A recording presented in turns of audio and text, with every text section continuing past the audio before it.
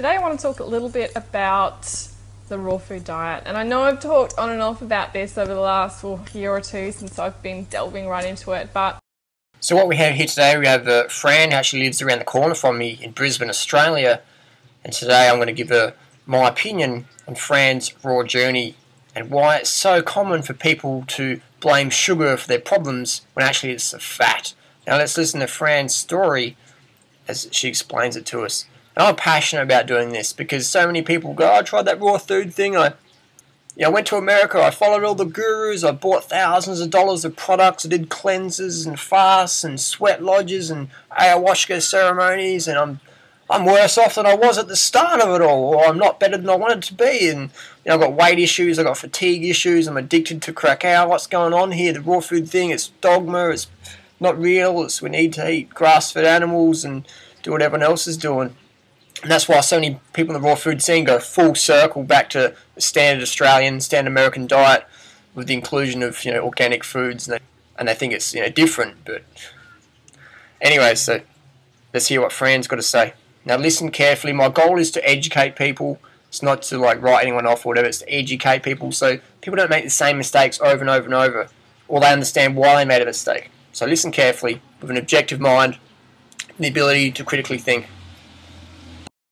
Something's kind of shown itself to me in my life that I really thought it was a good idea to discuss and talk about in this video and see what you guys think. So as you probably know, I have a very, very sweet tooth. I've always had one. I remember even when I was a little kid.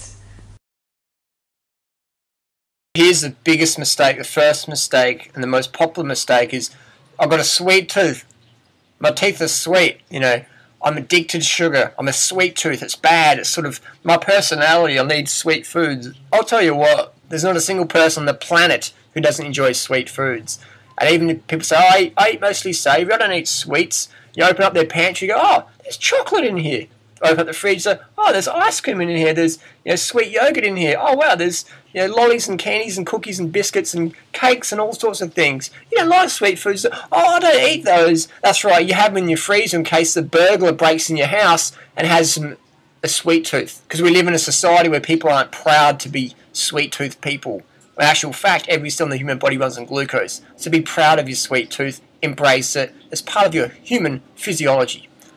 So when I launched myself into a raw food diet for the first time, being 100% raw vegan in the beginning of last year, so that was January last year, I was eating a lot of desserts and a lot of fruits. I was eating desserts probably 2-3 times a day easily because I just love them, and I thought it was kind of healthy. I thought agave, then I didn't realise that agave was so high in fructose, and I was having a lot of agave thinking, yeah, this is great, it's healthy, I can eat it. Plenty of honey and loads of dates, so I was having a lot of sweet food, a lot of the sugars. So Fran totally forgets that most of the calories coming in these sweet desserts actually come from fat, and the rest come from refined sugars, and occasionally you have a few recipes with dates. So Fran was quick to assume it was the sugars in the fruit, when in actual fact she's consuming refined sugar in honey and agave, and consuming a whopping amount of fat. Most raw fooders, especially newbies, they consume over 60% of their calories from fat. People say, Harley, no, that's not true. I'll show you one of the most popular raw food recipes out there. It's banana macadamia nut fudge cookies. And we've got a cup of raisins, 1 cup of walnuts, 1 cup of macadamias, a cup of bananas. So people might think, oh, that's all fruit. There's lots of fruit and there's a bit of nuts. Let's do the caloric breakdown. Again, my intention here today is to educate. So we have all the calories. Chronometer is a great little thing to download. And if you look at here, we have over almost 70% of the calories coming from fat.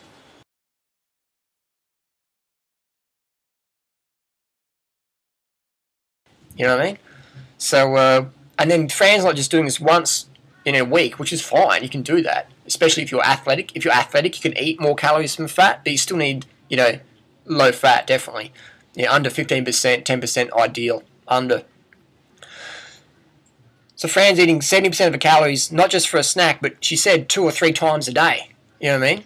And no one's making a dessert out of just dates. I mean, that's the ideal dessert, but in the raw food world, it's, fudge cookies and macadamia cookies and all these brownies and chocolates. And again, if you do the math, at least 50% to 70%, even to 90% calories coming from fat.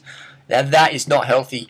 Doesn't matter if it's raw, organic, or vegan, or whatever. Eating that much fat daily, you're going to notice a marked health decline, especially if you're sedentary, like in Fran's situation.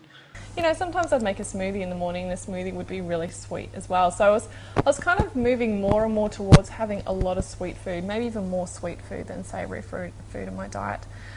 So here we have Fran's just thinking it's the sugar, and she's saying, I have hypoglycemia, which we know, hypoglycemia refers to low blood sugar. So it means you're not consuming enough carbohydrates, or if you are consuming enough, the fat is coating the cells, it's coating your insulin receptor sites, so the sugar cannot enter the cell. So that causes hypoglycemia, and it can cause hypoglycemia. You know what I mean? Hypoglycemia is caused when the sugar cannot enter the cell, the blood sugar rises, then the pancreas is forced release of insulin, and that just sucks it all down, and then you get the hypoglycemia thing. So it's just, you know, so pre-diabetic symptoms can be hypo or hyperglycemia. Check out any medical physiology textbook on diabetes. So what we have here is, you know, Fran's eating, you know, what she thinks is high carbohydrate, when in actual fact it's not. It's just because she's sweetening her fat with sugars. She thinks it's a high carbohydrate diet. But if we look at it just like I said before, you know, in those desserts, and she'll be getting most of her calories from those, so I'd put money on it. Fran's getting at least 50, if not more, % of her calories coming from fat. And that recipe we have here, that's almost 70% of calories coming from fat. So no wonder Fran had hypoglycemia issues. And no wonder, I mean, she looks like she could be an elite marathoner, but she's not fit at all. She's not, you know, cardio fit, and because that doesn't have the energy to train. You know, there's a difference between being able to sit still and having energy versus physical energy where you can actually, you know, go out there and train and be quite fit. So that's why we see a lot of raw food gurus promoting the anti-fruit thing. None of them are fit. I mean, people say, but Harley, what about Gabriel Cousins? You know, he's sort of, he can do like a few push-ups. Let's have a look what Gabriel promotes. It's going to move a little fast. Our biggest concern, quite frankly, is people getting insulin shock from getting off insulin so quickly. The diet that works. Hang on, now listen real carefully to what Dr. Gabriel Cousins is about to say to these diabetic patients. Listen real carefully now. Best is a high fiber, high carbohydrate, low protein, low fat diet. That's the diet that works the best. Hang on, did I just hear right? Did Dr. Gabriel Cousins just say high fiber, high carbohydrate, low protein, low fat? Nah, I heard wrong, didn't I? Let me rewind that.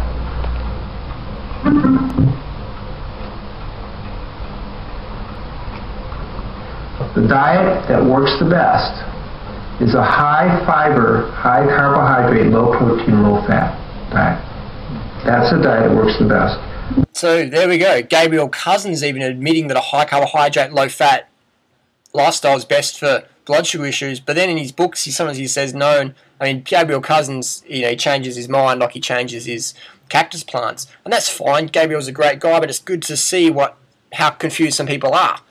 Whenever someone says, "Oh, no one program works for everyone," you know, like, I mean, that doesn't work. But I don't really know what does work. I mean, you know, just go and see different homeopaths, naturopaths, psychopaths, doctors and stuff, and just get different opinions. And I mean, I don't know, like, just keep looking, keep searching. It's like, how long do we have to search, really? Do we have the rest of our life? Or can we just, boom, get it together and follow the one program that all humans thrive on? High fruit, low fat. If you want to eat grains, eat your grains. But high fruit, low fat, vegan, boom, it works every time. The thing is, we don't live in a society where that's supported. If you sit down and have 3 bananas, people go, you know, they start freaking out. But if you make a little raw food dessert with 2,000 calories in it, and it's, you know, just fits in your plate, and you eat that, people don't really know how many calories are in there. They just go, oh, you're having a reasonable portion amount, that's okay. But if you have like half a watermelon with 500 calories in it, people go, half a watermelon? You're overeating! You know what I mean? So we don't live in a society where it supports the 811 style, the fruit eating style, and I accept that. That's the main reason people don't do well on it, you know, is because they undereat, because they listen to the status quo. They don't understand calories. I mean, you got to count calories so you know you're getting enough. Otherwise, you'll obey the status quo portion sizes. You know what I mean? If I obeyed my conditioning from the past, I'd only eat 3 bananas per meal times 3 meals a day, it'd be like 900 calories a day. Can you imagine 900 calories a day? You know, and people are doing this in the raw food scene. They're eating 900 to 1500 calories a day. They're getting dropped off the deep end in a couple of months and going, oh, I tried that raw food thing. I was mega disciplined. I was eating so much fruit, even though it's only 900 to 1500 calories a day, eating so much fruit. And everyone sat around me and said, I'm eating too much fruit. And, you know, no. And you ask them, how many calories did you eat? Oh, heaps. You know, it's like, how many did you eat? I don't really know. I don't count calories. That's your problem. You don't count calories. So when someone sells you a raw food bar, you wouldn't have a clue how much fat's in it. You wouldn't have a clue how many calories you're getting. You know what I mean? And then when you're trying to eat some fruit, you wouldn't know how many calories you're getting.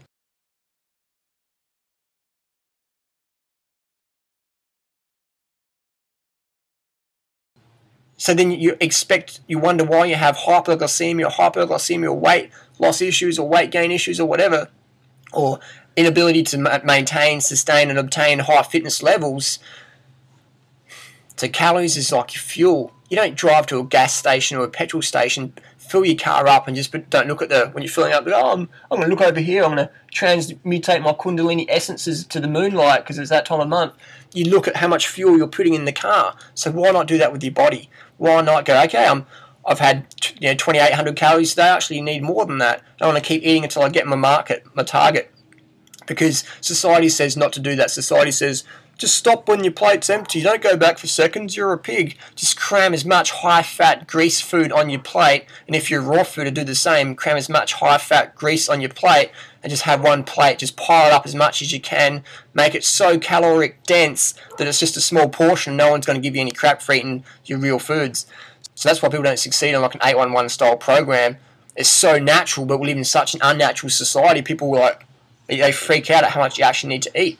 You know, like, I've got a friend who's a zookeeper and he looks after the chimpanzees and some bonobos, and I said, you know, will they eat 30 bananas in a sitting? And he's like, mate, they will keep eating until the food is gone. You know, they will keep eating and eating and eating, and eventually they just stop. And that's what we do. We feed them as much as they want.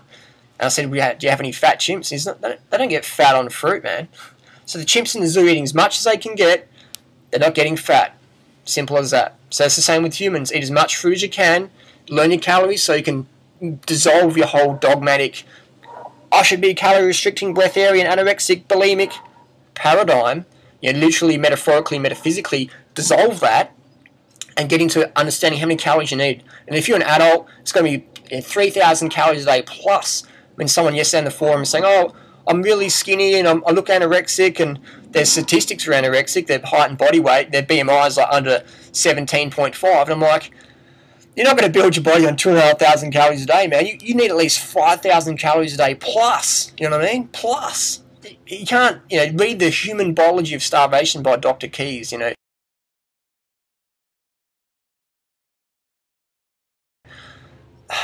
So I understand people go, oh, Harley, that's too much work and that's inconvenient, counting calories. Getting dropped off the deep end's inconvenient. Wasting 5 years of your life chasing the raw food paradigm around's inconvenient, when you can just get it literally in a week. Understand, shit, I need at least 3,000 calories as an adult. If I've got kids, I need more calories. If I want to be fit, I need more calories. If I've got a business, I need more calories. Almost gave you the finger. I need more calories. If you want to give people the finger, you need more calories. If you want to be passionate, live purposeful life, you need more calories. If your boss is a wank, you need more calories. If you're getting harassed by people like me, you need more calories. You need more calories, calories, calories, calories. Fruit's the best source. Eat as much as you want. And whenever you cut your fruit intake, man, you cut your life. When you cut your carbs, you cut your life. Why? Because you cut your glycogen. So people are all about breatharians. That's a whole other video, man. Breatharians is absolute bullshit. It's anorexia in the health food scene. So that's another video. I won't get into that now. Let's continue on with Fran's raw food journey. There are healthy and unhealthy ways to do everything, and we often find this in the vegan diet as well. When someone goes vegan, we often think, oh, they're so healthy, they're vegan, but there are very unhealthy vegans out there.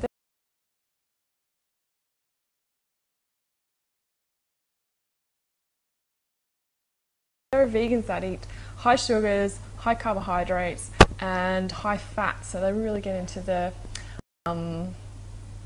breads, and they really get into also soys and any of the milk and meat substitutes. So you can definitely find high sugars and high carbs especially, and also high fats in those diets. And you know, high fats is fine if your constitution suits it, and if you're eating high fats that are good. So I'm a little bit hesitant saying that, but then there are, you know, there's good and bad of everything. There's this duality is everywhere in life. So there's always going to be the exact polar opposite of it. So what Fran's done is she's just, you know, contradicted what she says. Now she's aware of that. She's confused, and she gets to the whole thing. Oh, there's no one program for everyone. Just do what works for you. I mean, I'll say you can't do hypercarbohydrate, but I don't really know.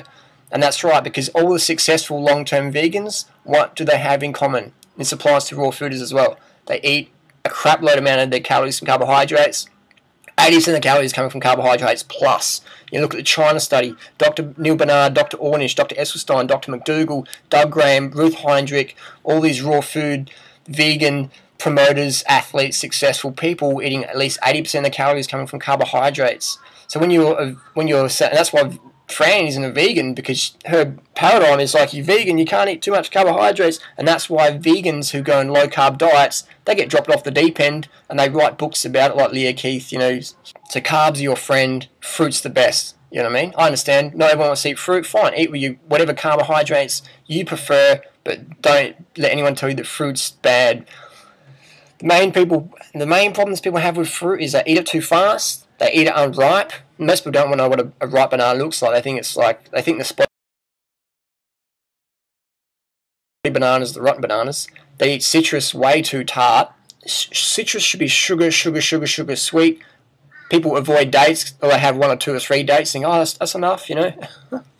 So those are the main problems of fruit consumption. People don't eat enough of it. They eat it unripe. They eat it too fast. They dehydrated, and they just eat fruit when they should be drinking some water. So again, I've covered this a lot in detail in my other videos, so just refer back to my channel and check it out. Let's listen to more what Fran does. And then there's the opposite, the other end of the scale with the raw food diet, which is so many desserts and so many sugars and so many high glycemic and high fructose fruits in the diet, which can really unbalance the body. It can create more candidas, fungus, yeast and molds. It can do that whole sugar spiking thing, which happens so easily with me. So Fran's convinced that she's, you know, tried the high sugar thing. It did not work. What Fran actually did was do the high fat thing, as I just explained, with the calories coming from those little recipes. At least 50 to 70% of calories coming from fat. That is not a high carbohydrate program. That is not a high carbohydrate program. That is a high fat program. Once your calories are going over 20% of calories from fat, you're eating a lot of fat. You're eating too much fat. And if you're in Fran's case, where she's not too athletic, you should eat a lot less fat, because your fat gets processed through your lymphatic system. And if you're sedentary, your fat's just slodging around in your blood, thickening your blood, lowering your oxygen uptake, absorption, and transfer to your cells. And life sucks. And then you eat something sweet again, which is just like a macadamia nut cookie or a chocolate raw brownie. And you think, oh, it's the sugar making me feel shit. There's actually the cacao just thrashing your adrenal glands. It's all that fat, all that nut fat and oil just sludging around your system. Then you think, oh, maybe I need to eat animal products to get some energy because I'm pretty tired, and yeah, you know.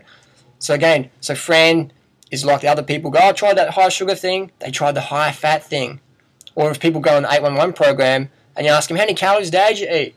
Oh, heaps, man, heaps. How many? I don't know, I don't count calories. So you're under eating then. No, I was eating heaps. My grandma said I was eating too many peaches. You know, my next door neighbour said I was eating too many watermelons, man. So you were under eating then. Oh man, you're judgmental, man. I'm out of here. You guys are crazy, man. Like, what's with the heaviness, man? It's just peace and love and prana, man. That's what happens when people get like undercarbed. They get all like floaty, airy, fairy, spiritual, spacey, wacy, tripped out, kundalini, chakra balanced and imbalanced.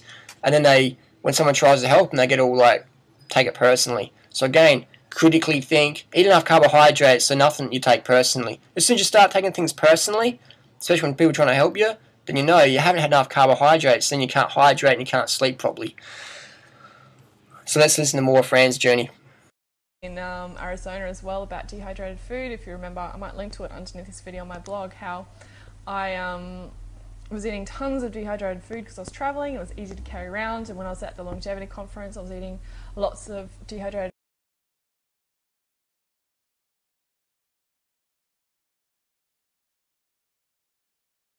food as well, just because it was easy to access. And I really increased the Vata in my body so much. I went really spacey.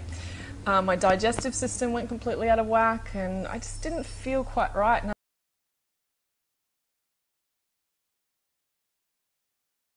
Now, you didn't increase your Vata in your body, friend. You increased the fat in your blood. You increased the fat in your lymphatic system. You decreased your oxygen uptake, absorption, and transfer to your cells. That's why you felt spacey. It wasn't anything to do with your dosha type. No wonder all these high-fat gurus that you went to a longevity conference, they all drink a shitload of organic coffee and cacao to perk up so they can give the infomercial to the audience. So again, it wasn't your Vata type, your dosha type, your pitta type, whatever. Eating too much fat, clogging your lymph system, clogging your blood, sludging it out, can't think, boom, easy. So all you needed to do was get rid of all your crackers and nuts and just hit the fruit and greens, get sufficient amount of calories, keep your diet under 10% total calories of fat, learn calories, it's grade 2 maths, and you will smash it.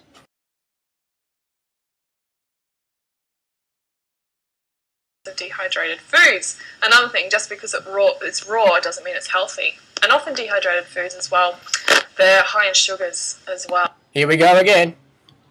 Because there'll be, like raw junk food bars. So there'll be like a bar that's disguised as a healthy bar, but it's better than eating a Mars bar or a Snickers bar or something. Obviously, way better than that. Way better than that. So if you're in a transitional phase, this stuff is actually quite good. But again, my problem with transitional food, I don't call it transitional food anymore. I used to. I call it smashing yourself off the raw vegan bandwagon food because it's so high in fat, low in carbohydrates, but it tastes sweet just because it had refined sugars added to it. You add refined sugar to oil, it's sweet. When only 5% of the calories might come from carbohydrates and 95% of the calories come from fat, it still tastes sweet. So people go, oh, this is really sugary. You get 95% of calories coming from fat. So people have these raw food transition foods, and I don't call them transition because people, what they do is they get hungry and they go, I want some bread, so I'm going to have raw bread. Cooked vegan bread's super low fat. Raw vegan bread's super high fat. So they have the bread, they're having a carbohydrate craving, they have the bread, they're not meeting the carbohydrate needs, so the glycogen's still low, and they're getting a whopping amount of fat. So no wonder people just go, oh man, this raw food thing sucks. And I can't eat fruit because there's too much sugar. What else can I do? Oh, I'll go back to standard American diet, standard Australian diet, and I'll keep eating animal products. And that's what happens. Raw food gurus, pay attention.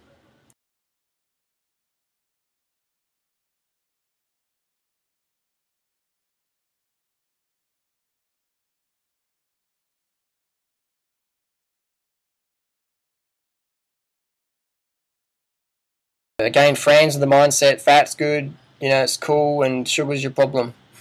So what if Fran doesn't get out of this mindset, this paradigm, she's just going to destroy her health, have constant cravings, emaciation, binge-prone depression tendencies, chronic fatigue, stimulant dependence, questioning of vegetarian or vegan ethic or whatever she's choosing, and just confused and at the will and at the whim of all these marketing gurus out there who know exactly what they're doing, man.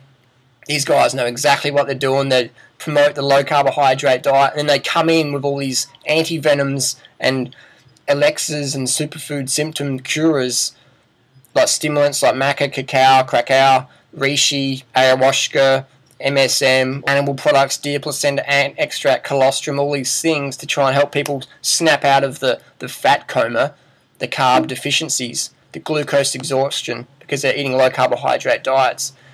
The organic coffee's a trend now. Everyone's trying to get into the organic coffee and stuff like that. And I'll tell you what, man, if you need drugs to get through your day, you're eating wrong, man. And you're not eating enough carbohydrates. You need more sleep. You need more hydration. And dosha type, people go, oh, but my dosha type doesn't allow me to eat bananas, man. So, man, if your dosha type doesn't allow you to eat sweet, juicy fruit like bananas and oranges and mangoes, man, that's not natural. That's like some dogmatic. Dogma means opinion. Bananas are from nature, man. You can peel a banana, you can eat it, it tastes good, you don't need to cook it, prep it, spice it, slice it, boil it, broil it, toast it, microwave, fry it, radiate it. You just peel it and eat it, man. That's nature.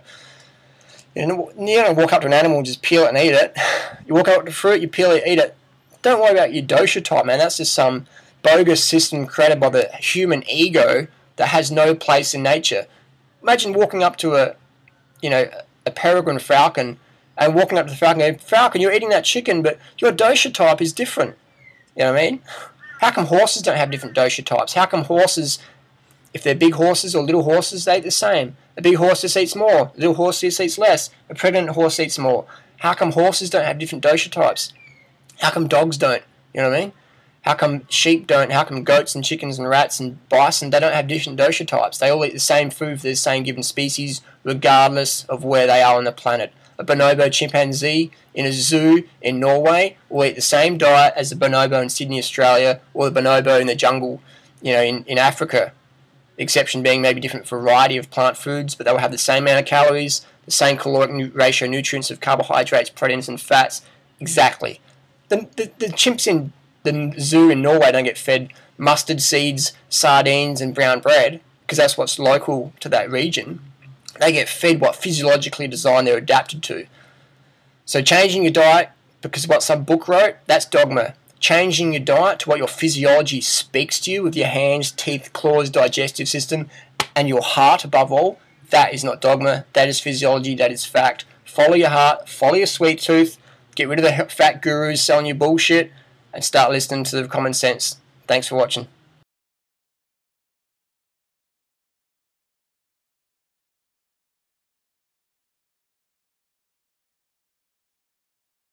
And again, fuck all you vegan Nazis that have shit to say to me. I don't fucking care what you say, lies that I am God. We are God, all of it. Fuck you vegan Nazis. Last video I did, I realized I forgot a major important ingredient in the chicken tartare, and that is royal jelly, because that gets rid of all the possibility of bacteria and all that stuff.